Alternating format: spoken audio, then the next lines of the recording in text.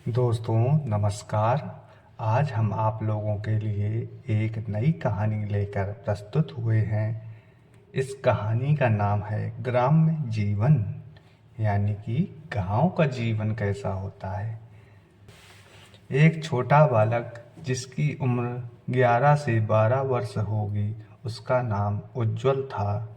वह अपनी नानी के पास से होकर वापस अपने घर आता है और फिर से विद्यालय जाता है। उसके पश्चात वह अपने दोस्त को गांव के बारे में पूरा बखान करता है।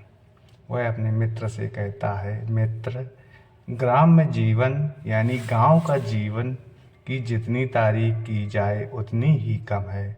वास्तव में गांधी जी का यह कथन भारत गांवों में बसता है बिल्कुल सत्य है।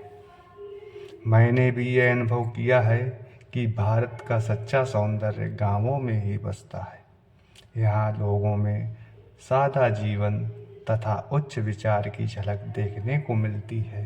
ये हृदय से सीधे सीधे और सच्चे तथा पवित्र होते हैं।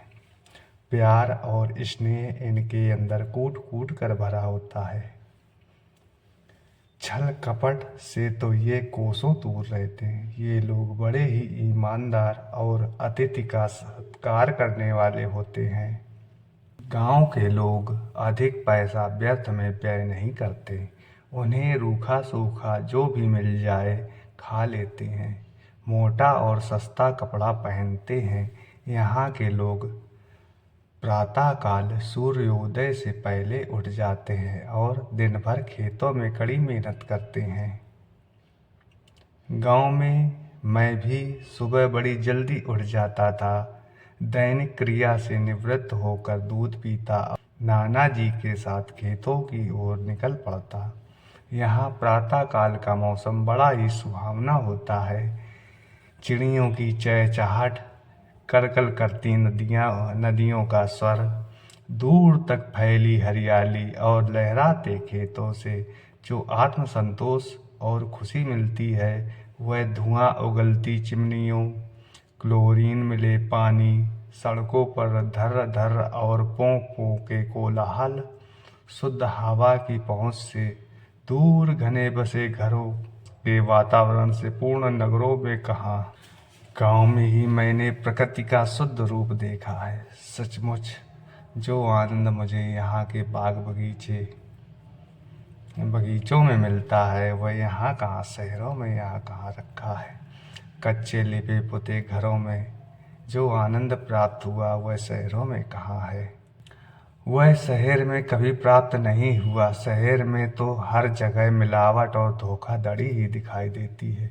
गांव में थोड़े ही दिन रहकर मैंने यह अनुभव किया कि यहाँ दीनहीन किसानों का शोषण हो रहा है। हम भारतवासियों के लिए यह कलंक की बात है। गांवों में छोटे किसानों की बड़ी दुर्दशा है। सूदखोर महाजन इत्यादि उनका शोषण कर रहे हैं। ग्रामीणों को तो सही वक्त पर इलाज एवं दवा वगैरह नहीं मिलती। जो किसान सारे दिन मेहनत कर हमारे लिए अन्न पैदा करता है, वही रात को भूखा सोता है। इसी कारण आजकल यह लोग शहरों की ओर पलायन करने लगे हैं। गांव की दुर्दशा देखकर मेरा मन द्रवित हो उठा। मैंने अपने मन में यह संकल्प लिया कि बड़ा होकर मैं डॉक्टर बनूंगा और गांव में एक अस्पताल खोलकर जनसेवा करूंगा। दोस्तों, यह कहानी आप लोगों को कैसी लगी? अगर अच्छी लगी हो तो कमेंट करके बताइए। आप सभी का बहुत बहुत धन्यवाद।